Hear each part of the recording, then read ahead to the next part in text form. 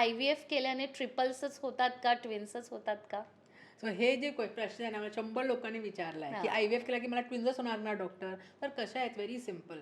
असं अजिबात नाही आहे, की आपण IVF जर केला तर तुम्हाला ट्विन्सच होणार की ट्रिपलेट्स. आता मी तुम्हाला क्लिअर सांगते. कसं असतं, जेव्हा IVF टेक्नॉलॉजी आली होती, तेव्हा नॉर्मली आपण जे भ्रूण तयार कर मी पूर्ण तुम्हाला प्रोसिजर सांगितलं, तर आपण normally pregnancy rate, success rate वाढण्यासाठी 2 किंवा 3 एम्ब्रिओज आतमध्ये ट्रान्सफर करतात. 2 किंवा 3 एम्ब्रिओज ट्रान्सफर करतात.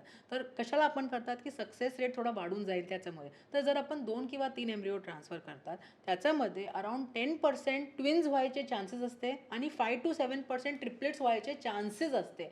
पण ते काय 100% कन्फर्म अशी नसते, की बाबा 2 एम्ब्रिओ टाकले तर ट्विन्सच राहणार किंवा 3 टाकले तर ट्रिपलेट्सच राहणार. आणि आता हे जे गोष्टी आहेत ते हळूहळू थोडी there is a change in protocol. आता आमची जे न्यू टेक्नॉलॉजी आणि न्यू IVFचे प्रोटोकॉल चालले आहे, त्याच्यामध्ये आपण सिंगल एम्ब्रिओ ट्रान्सफर म्हणजे SCT त्याच्याबद्दल जास्त कॉन्सन्ट्रेट करतात. बिकॉज एकच मूल पाहिजे आणि एकच व्यवस्थित हेल्दी मूल पाहिजे. पाहिजे. आता तुम्हाला माहिती आहे ट्विन्स आणि ट्रिपलेट्सचे वेगवेगळे कॉम्प्लिकेशन्स असतात. कधी बरोबर. कधी ट्विन्समध्ये लवकर डिलिव्हरी होऊन जाते. 7व्या महिन्यामध्ये 6.5 महिन्यामध्ये पिशवीचं तोंड ओपन झालं की लवकर डिलिव्हरी करायची गरज पडली.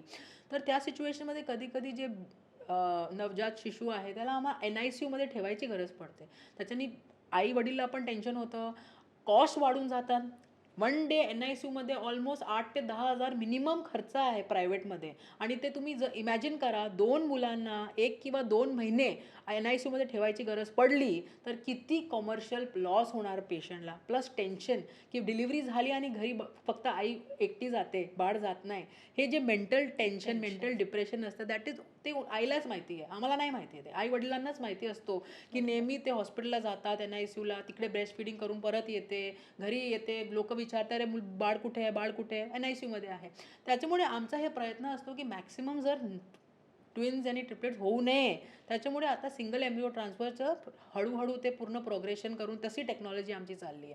पण हे अजिबात नाही आहे की जसे मॉलमध्ये गेले 1 टी शर्ट नाही 2 टी शर्ट 2 वर 1 फ्री. तर असं नाही IVFमध्ये की 1 मध्ये 1 मूल फ्री होणार असं अजिबात नाही आहे.